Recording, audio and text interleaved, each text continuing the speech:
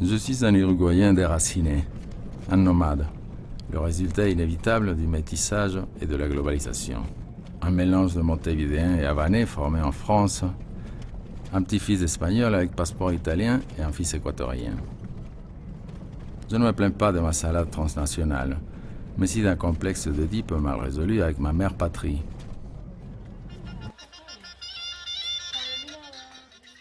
Quand j'ai eu le plus besoin d'elle, elle est devenue dictatoriale et notre histoire d'amour s'est ainsi terminée. Alors j'ai décidé de disparaître par mes propres moyens avant qu'elle n'ait eu l'idée de le faire pour moi.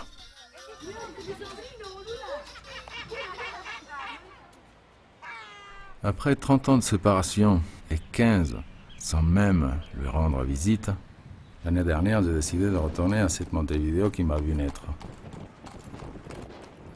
Je l'ai retrouvé inchangé, à cheval entre le futurisme et le sous-développement.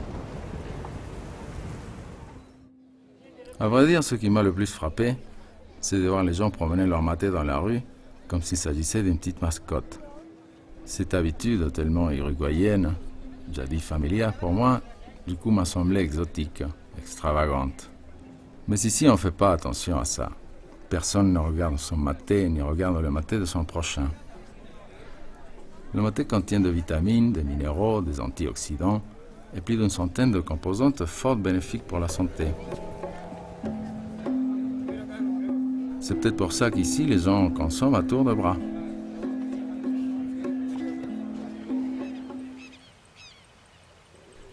Et que se passe-t-il sur le reste du territoire du maté? En Argentine, au Paraguay, au Brésil.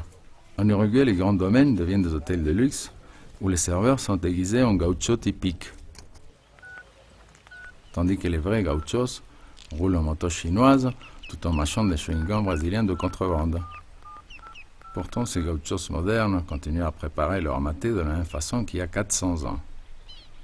Le maté a l'air aussi inamovible que le latifundia qui repose sur leurs espadrilles. Les chutes d'Iguassou marquent la frontière entre le Paraguay, l'Argentine et le Brésil. 13 millions de litres d'eau par seconde qui se versent sur la forêt originaire de la plante à maté. C'est une espèce de méga maté qui s'est préparé la géographie. Rien que dans le nord de l'Argentine, on produit 350 000 tonnes de maté par an. Ceux qui s'occupent d'une telle récolte, ce sont les tareferos. Une partie d'entre eux sont organisés en coopératives d'autogestion, mais la plupart d'entre eux sont encore soumis à des conditions de travail féodales.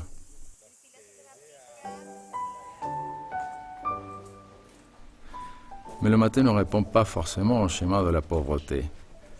Le maté traverse l'histoire, les classes sociales et les religions. Dans la période ultra-libérale du président Menem, la consommation de maté a augmenté considérablement dans toute l'Argentine, parce qu'avec un bout de pain et un maté, on peut tromper la sensation de faim. Comment une tradition précolombienne survit-elle dans ce monde postmoderne et coca-colisé? Ce voyage est une réponse possible à cette question. Je le fais parce que je veux tout savoir sur le maté, ce que personne ne sait sur lui, mais aussi parce que je veux savoir quelles sont les illusions qui habitent dans la tête de quelques-uns de ces 45 millions de consommateurs habituels.